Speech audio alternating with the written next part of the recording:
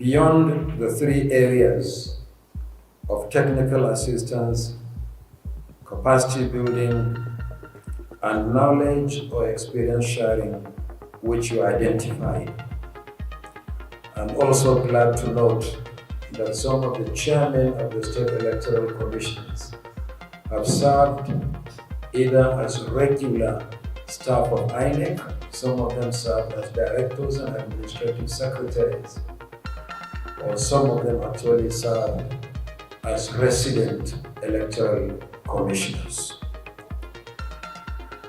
Elder Anyedi Ikoiwa, the chairman of the Akwa Ibom State Electoral Commission, was a resident electoral commissioner in a number of states. I think his last posting before he took a bow was in Rivers State. I can also see Ahmed Kura Makama. Okay, you have removed it now. It used to be there. Okay.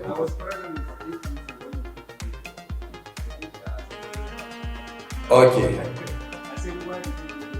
Don't argue too much because you have your record here.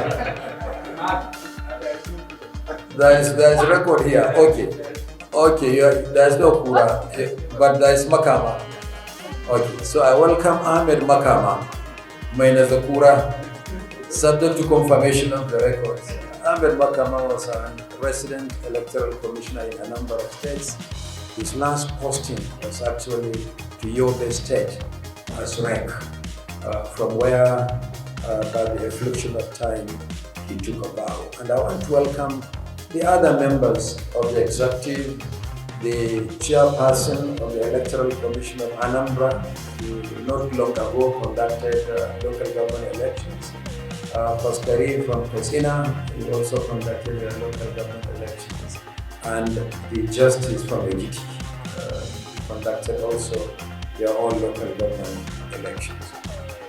However, while both INEC and SAICs are creations of the Constitution, some responsibilities for electoral activities are actually exclusively of INEC.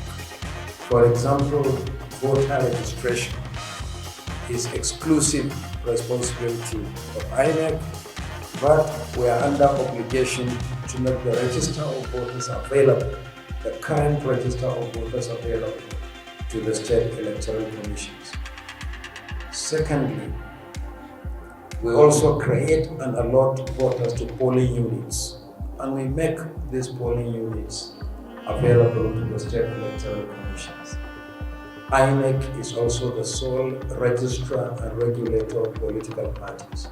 So we make available to the state electoral commissions the list of political parties for local government elections. And no SAIC, State Independent Electoral Commission, has ever been denied the voters register, the list of polling units, or the list of political parties for elections. We have always discharged this responsibility promptly and will continue to do so. I am glad that the chairman of the chairmen of state electoral commissions drew our attention to the provision of the law. I wish to draw your attention to the importance of adhering to the relevant provisions of the Electoral Act 2022 pertaining to local government elections, particularly the omnibus provision of Section 151 and Sections 98 to 113 dealing with the procedure for area council elections in the Federal Capital Territory, where the law says equally applies to the conduct of local government elections across the county. Your role is significant to credible elections in Nigeria. Local government elections, just like local government areas, are the foundation not only of credible election but development, and will continue to partner with you in this regard. I'm glad to note that virtually all the states of the Federation now have elected local government councils. But you'll also agree with me that the challenge with local government elections is the quality of the elections. So I hope there will be an opportunity for us in closed-door session to discuss how INEC can partner with state electoral commissions to continue to improve on the quality of these elections. We share responsibility with the state electoral commissions on the conduct of local government elections. Your mandate is exclusively the conduct of local government elections. Our responsibility is the conduct of national elections, as well as the local government election, but only in the Federal Capital Territory, where INEC has responsibility for the conduct of local government elections. Therefore, the best cooperation that can exist between INEC and the state independent electoral commissions is for the state electoral commissions to continue to strive to conduct local government elections in the manner that INEC has done so in the Federal Capital Territory. As you know, the FCT is the only part of the country where there has never been a caretaker committee in the 6 area councils.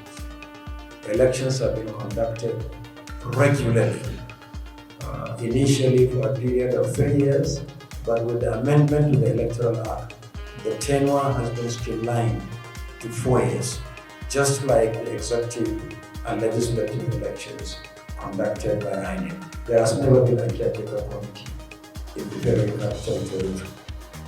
The elections are held regularly, and that no one party has ever won all the elections in the FCT. And we have functional offices in all the 6 area councils in the FCT. And there is, equally importantly, the importance of forward planning in the conduct of elections. For instance, the next area council election in the FCT takes place in February next year. But early this year, we released a timetable and schedule of activities for the election, over 360 days ahead of the election, as provided by law.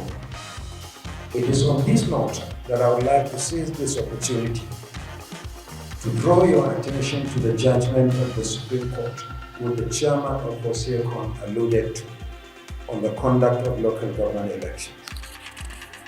Conducting local government elections without serving the mandatory statutory notice long before the election contravenes the judgment of the Supreme Court.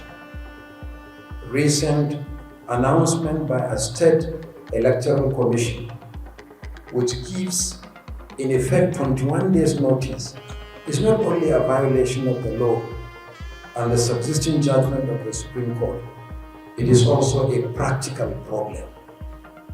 Within 21 days, how do you expect political parties to conduct primaries, nominate candidates, organize campaign, and for the Electoral Commission to conduct voter education, recruit and train ad hoc staff, manage logistics, and organize security for the election?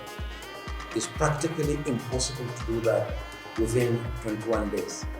So as the umbrella body of all state electoral commissions, carry this message to your members about the importance of complying with statutory timelines for the conduct of local government elections.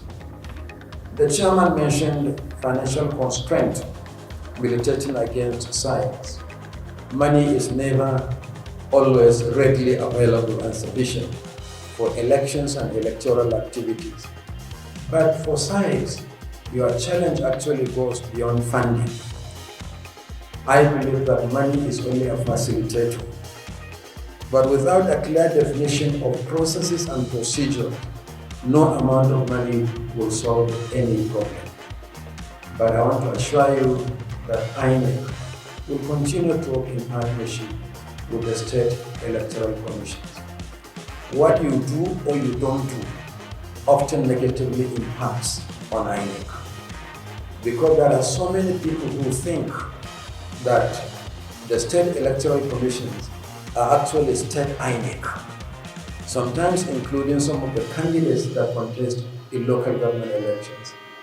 I saw one on television who one day said, after collecting his nomination or clearance forms by the State Electoral Commission, came out of the building, stood in front of the signboard for the SIEC, and proudly announced that he has just been cleared by INEC for local government elections. INEC does not conduct local government elections outside the Federal Capital Territory. So we are joined in the hip with the state electoral commissions, and be rest assured that we will continue to do whatever we can do to support the conduct of credible elections at the basic and most important level, which is the local government system. So I thank you very much for coming. Once again, be rest assured that we will continue to work with SIEC to improve the conduct, credibility, and transparency.